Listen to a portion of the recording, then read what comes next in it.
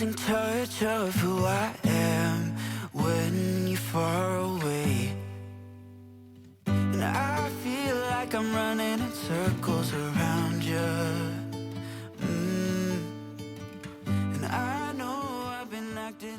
Hello everyone and welcome back to my channel. If you're new here, my name is Amy and I am sharing my family's journey to financial freedom on this channel. Today, I decided to film this video a little bit different. I decided to kind of pre-fill it out just to make it a little bit easier to film and a little bit quicker, hopefully. And I feel like a lot of times I get like mixed up with writing and talking. So I figured this would just be easier. Let me know in the comments down below if you liked this difference or if you liked it the previous way. Let me know, but I figured it would just make this video a little bit shorter as well. I know you guys probably don't want to hear me ramble for like 20 minutes in a video. Go ahead and get started. We're doing the monthly budget reconciliation, budget recap for the month of March, which was kind of a crazy month. You know, inflation's really out here coming for me this month. Like we were over in a lot of categories. We were really cutting it close in a lot of categories. And I genuinely feel like we did a really good job this month of staying on our meal plan for dinner and stuff. And I feel like we didn't eat out a ton. And, you know, we'll talk more about it as we get into the budget, but I definitely feel like inflation has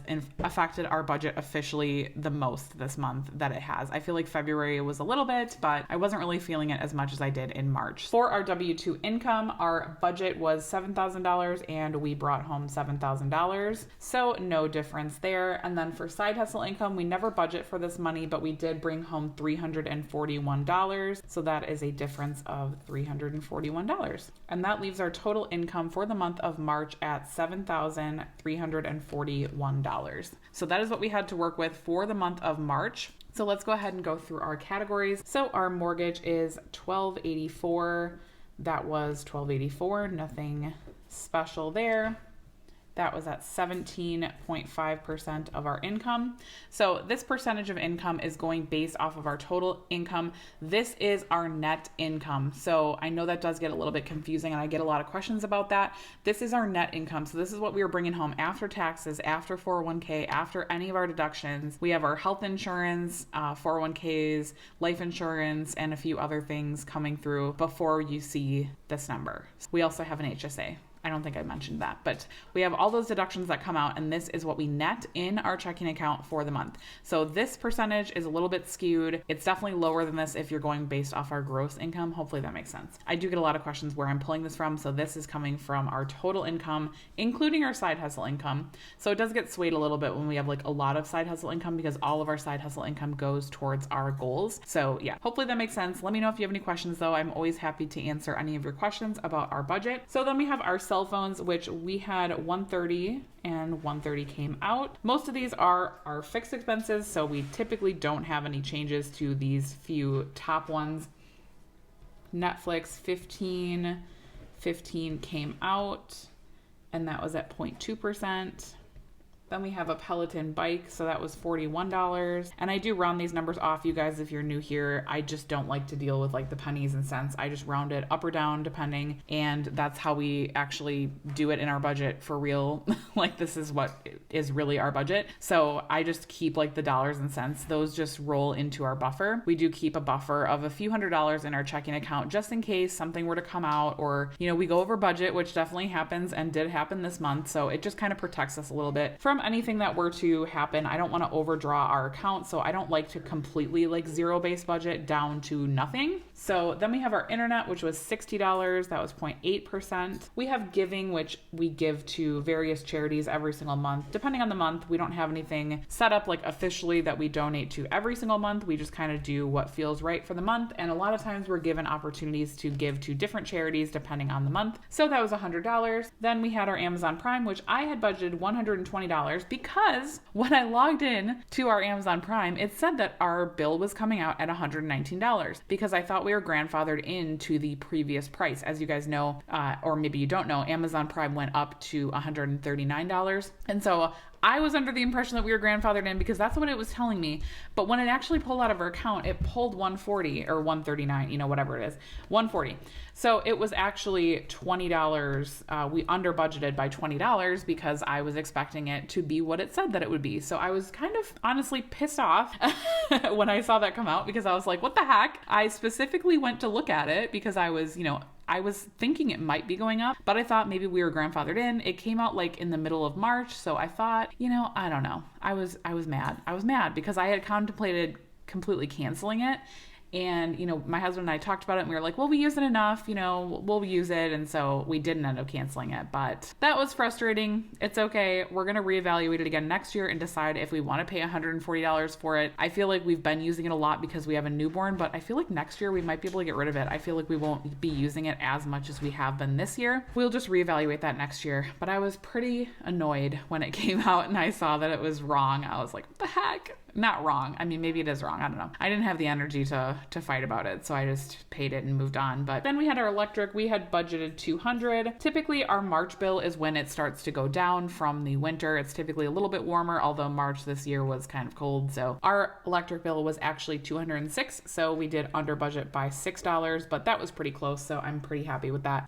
Obviously our electric bill is variable, so it does depend on the month, and I usually don't get it perfect, but I'm usually pretty close just based on previous years. We've lived in this house now for over 4 years, so I have a pretty good idea of what our bill is going to be. And then our spending, so my husband and I both get $100 into our personal checking accounts. We don't track it, we don't do anything with it. It just is in our checking accounts and we can use it for whatever we want to use it for. So that money just gets out of our checking account in the beginning of the month and I don't worry about it after that. Then we have our gas. So we've been budgeting $125. We've typically been pretty far under this. However, this month we were still under, but it was $121, which is the highest we've spent on gas in a really long time. And I feel like we did not go anywhere. So I don't know, gas prices. I think gas here is almost $4 right now. I know that's probably pretty low. We live in the Midwest though, so our gas typically doesn't get as high as a lot of other places, but yeah, we filled up 3 times, I think, for $121, which is nuts.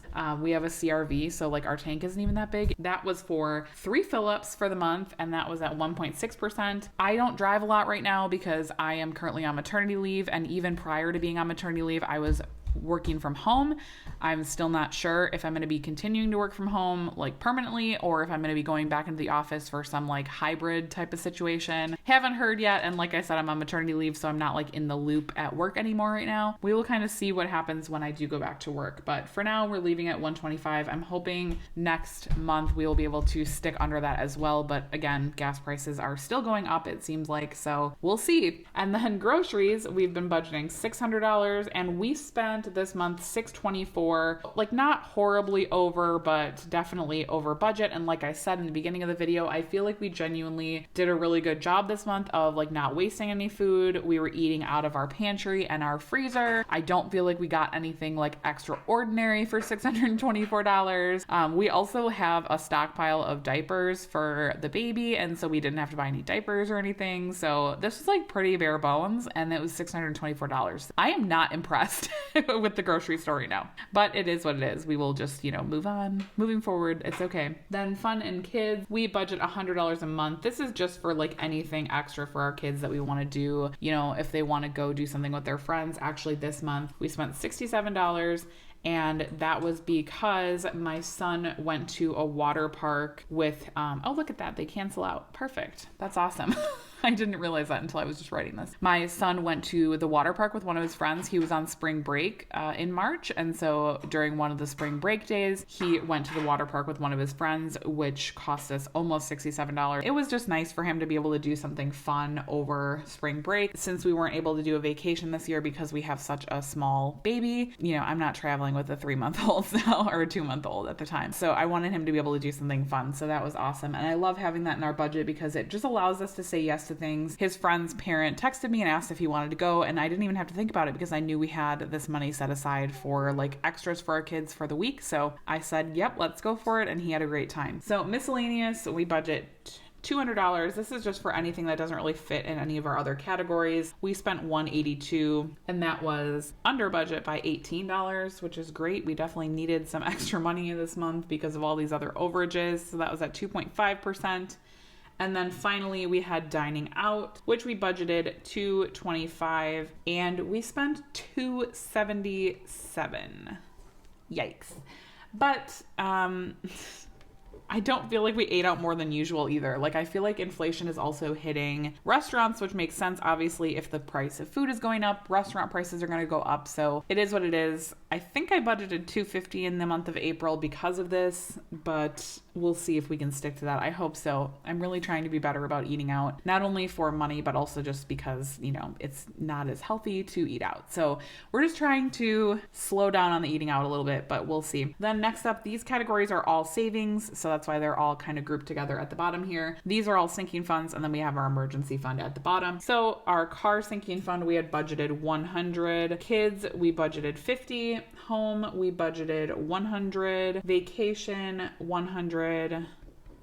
And Christmas, 75. So 75 for Christmas is going to give us $900 for the end of the year for Christmas. We definitely don't plan on spending $900 on gifts alone, but that is like our entire budget for anything Christmas related. If we want to do extra giving, if we want to, you know, buy gifts for friends and family, obviously, if we want to host and we have hosting expenses, it's kind of everything. Any decor that we want to buy, you know. So $900 sounds like a lot, but in reality, it's really not once you start to break down all those different things that you want to spend money on in the month of December. Also, I did want to talk about our kids sinking fund really quick because we did actually utilize the sinking fund this month. I typically don't talk a lot about our sinking fund balances because we just keep them rolling, and then when we do spend out of them, I actually spend on a credit card that is completely separate from our regular credit card that we use for our variable expenses. I have both those linked down below if you want to check them out. But we did spend out of our kids sinking fund because my son wanted to do this camp over the summer. It's like a week-long camp. I think it was $250, and he came home really excited about it and wanted to do it. I was able to say yes to it because I knew we had money in this account, and I was like, you know what? Yes.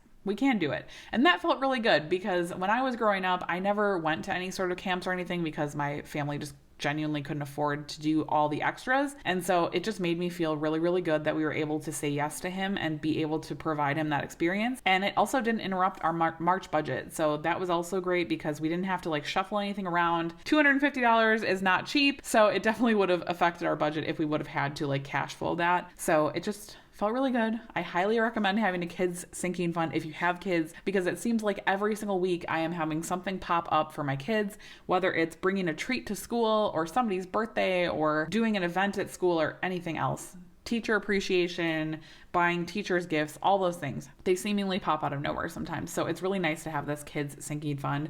And $50 a month has been working out pretty well for us. We might need to bump that up because we do now have 3 kids. And you know, every single kid adds a lot of extra expenses. So we might have to bump that up eventually, but 50 has been working out well for us. We did send all of this to our savings as planned. I didn't change any of these. I typically send these right at the beginning of the month just to get the money out of our account. So we did not have any adjustments to those. And that was at 1.4 and 0.7% of our income.